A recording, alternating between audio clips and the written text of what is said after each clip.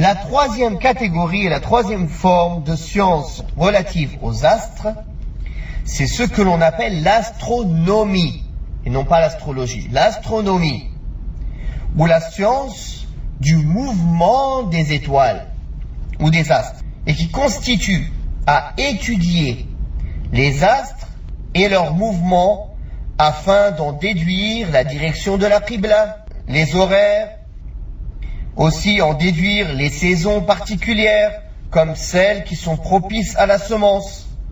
Cette forme de science des astres a été tolérée par certains savants et a été rendue interdite par d'autres.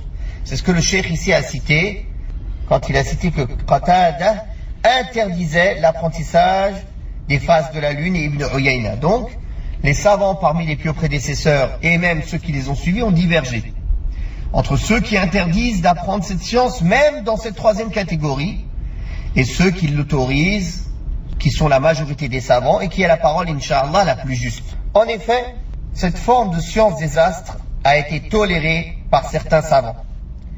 La raison de cette tolérance est la suivante.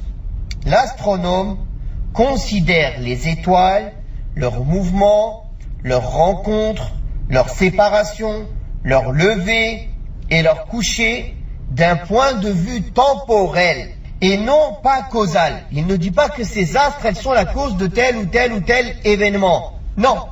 Il les considère comme d'un point de vue temporel. C'est-à-dire quand, au moment où ces tel et tel astres sont à tel endroit, Allah fait que c'est le bon moment de semer, par exemple.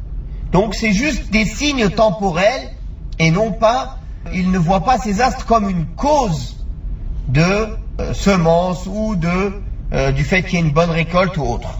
S'il en est ainsi, il n'y a donc pas de mal à pratiquer cette science ou à l'enseigner, car les étoiles, leur lever et leur coucher ne sont considérés que comme des signes temporels, et cela est permis.